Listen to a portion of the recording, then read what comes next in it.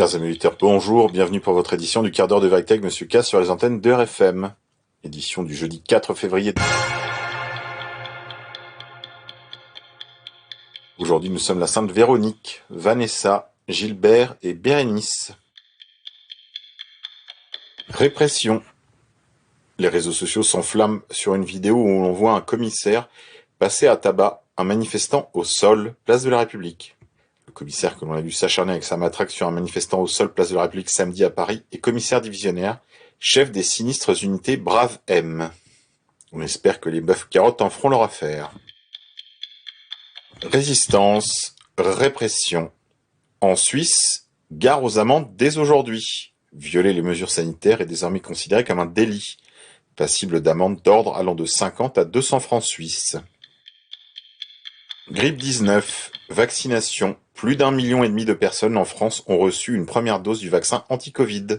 Les autorités sanitaires françaises ont annoncé ce lundi 1er février que plus de 1,5 million de personnes avaient d'ores et déjà été vaccinées contre le Covid-19. Grippe 19. Les cas de grippe en Angleterre ont chuté de plus de 95% à des niveaux jamais vus depuis 130 ans. Les experts en données du Royal College of General Practice ont déclaré qu'au cours de la 3e semaine de janvier, habituellement une période de pointe pour la grippe, le nombre de maladies de type grippal signalées aux médecins était de 0,9 pour 100 000 personnes, contre une moyenne de 27 sur 5 ans. Les experts estiment que le confinement a joué un rôle dans l'élimination de la grippe, même si le coronavirus n'a pas été éliminé. Et si le Covid était simplement la grippe 19 et 20, une piste à explorer. Grippe 19, résistance. Dans un courrier au président de la République, daté de vendredi 29 janvier, l'association Réaction 19 demande au président de stopper le confinement, de retrouver les libertés et de sauvegarder les libertés garanties par la Constitution. Via françois.fr. Merci, Maître Brusa. Finance. Le calme avant la tempête. Le Covid-19 mettra-t-il à terre les banques européennes ? À la demande de la Banque centrale et de l'autorité bancaire, un stress test a débuté en Europe. L'objectif est de vérifier la solidité du secteur bancaire européen. Via sputniknews.com. Finance. L'argent au plus haut en 8 ans. Des internautes y voient le prochain GameStop. Le cours de l'argent s'envolait lundi, dépassant brièvement les $30 l'once pour la première fois depuis 8 ans, alors que des utilisateurs du forum Reddit Wall Street Bets parient sur un bond des prix similaire à celui du titre GameStop. Vers 11h40 GMT, soit 12h40 à Paris, l'once d'argent s'envolait de 8,6% à 29,29 $, après avoir atteint, vers 8h10 GMT, 30,10 $, un plus haut depuis 8 ans. Depuis jeudi, l'argent a gagné 16,5%. À titre de comparaison, le cours de l'or reste relativement stable, plus 0,88%. La ruée vers l'argent a débuté après des messages sur le forum Wall Street Bets. Cette communauté, qui atteint désormais plus de 7 millions d'inscrits, avait poussé à l'achat en masse de l'action de la chaîne de magasins de jeux vidéo GameStop pour s'opposer à des fonds d'investissement, entraînant des pertes pour les fonds d'investissement qui avaient au contraire parié sur son effondrement. Entre opportunités financières et achats militants pour s'opposer aux hedge funds, ces particuliers ont mené une hausse du cours qui s'est envolée à 1625% depuis le début de l'année. Alors que Wall Street est déstabilisé et que les débats politiques fait rage sur ce duel entre petits investisseurs et fonds géants, des utilisateurs du forum cherchent désormais le prochain GameStop, et certains ont vanté les mérites du métal gris. Ça va être intéressant de voir jusqu'où les particuliers peuvent pousser le cours de l'argent, a commenté Hussein Sayed, analyste chez FXTM, qui note cependant que la taille du marché de l'argent est environ 1500 milliards de dollars, plus difficile à faire bouger que GameStop. Pour l'argent, les particuliers essaient de tirer parti d'une particularité du marché des matières premières, son existence physique, explique Eugène Weinberg, analyste chez Commerzbank, qui détaille. En achetant des fonds indiciels ou des ETF, basés sur l'argent puisque leurs émetteurs doivent acheter des lingots ou des pièces, on peut créer un déficit de l'offre. À moyen terme, toute hausse prolongée du prix de l'argent va détruire la demande physique de secteurs comme la bijouterie ou l'industrie, où le métal gris est utilisé comme conducteur, finit M. Weinberg. Via euronews.com. Économie, montagne. Avec l'arrêt des remontées mécaniques, le budget des communes de montagne vire au rouge. Privés de taxes sur les remontées mécaniques et de séjour, les villages des stations de sport d'hiver voient leurs recettes fondre, au point de mettre en péril leurs projets de modernisation. Encore un secteur sinistré. Économie. 7800 emplois menacés chez Siemens Energy. 7800 emplois menacés ces prochaines années chez Siemens, indique mardi la société lors de la présentation de son premier exercice comptable. Via 7sur7.be. Trafic. La Chine démantèle un réseau de faux vaccins contre le Covid-19. Via Sputnik France. Au moins 3000 fausses doses de vaccins contre Covid-19 ont été confisquées en Chine, selon le Global Times. Les suspects auraient envisagé de les vendre à l'étranger. La police chinoise a arrêté plus de 80 personnes et confisqué plus de 3000 fausses doses de vaccins contre le Covid-19, dans le cadre d'une campagne de lutte contre les crimes liés aux vaccins, a rapporté lundi l'agence de presse officielle Chine Nouvelle. Les suspects ont commencé en septembre dernier leur opération de contrefaçon, a indiqué l'agence, ajoutant que l'ensemble des fausses doses avait été retrouvé. D'après le Global Times, il est possible que les suspects aient envisagé de les vendre à l'étranger. La police a effectué des arrestations en plusieurs lieux dont la capitale Pékin, Shanghai et dans la province de Shandong, dans l'est du pays. Comme quoi on peut faire un faux sur un mensonge. Outre-mer, en Nouvelle-Calédonie, les indépendantistes font chuter le gouvernement collégial. Le FLNKS, mouvement indépendantiste kanak, dénonce notamment le processus de vente de l'usine de nickel du groupe brésilien Vale. Un nouveau gouvernement doit être élu dans les 15 jours. À suivre. Économie. British Petroleum a perdu 20 milliards de dollars en 2020. Le géant britannique des hydrocarbures BP a dévoilé mardi une perte nette abyssale de 20,3 milliards de dollars en 2020, du fait du plongeon des cours du pétrole engendré par la crise sanitaire. Encore un secteur en crise. Économie. L'économie italienne accuse une récession historique en 2020. Le PIB de l'Italie a plongé de 8,9% en 2020, plombé par des décisions politiques suicidaires. C'est mieux que l'Espagne, mais moins bien que la France et l'Allemagne. Intempéries. La ville de New York recouverte par 40 cm de neige. Déplacements réduits à l'essentiel, aéroports, écoles et centres de vaccination anti-Covid fermés. Un intense épisode neigeux, aux allures de blizzard, traverse tout le nord-est des États-Unis, paralysant notamment la mégalopole de New York. Menace. Les sous-marins chinois bientôt équipés de missiles balistiques nucléaires capables de toucher les côtes américaines. Le missile chinois Yulang 3 a une portée de plus de 10 000 km et peut emporter des ogives nucléaires.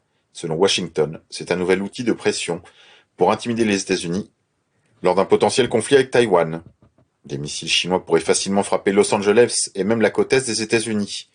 C'est la conclusion amère d'un rapport publié par le Comité d'analyse des menaces balistiques, dans lequel des officiers américains mettent en garde Washington contre les nouvelles armes nucléaires de la marine chinoise.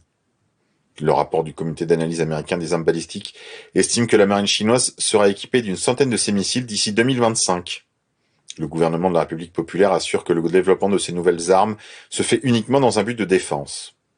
Cependant, le think tank américain Rand Corporation estime de son côté que ces armes atomiques dissuaderaient les États-Unis d'intervenir en cas d'une invasion de Taïwan par Xi Jinping, par peur des représailles.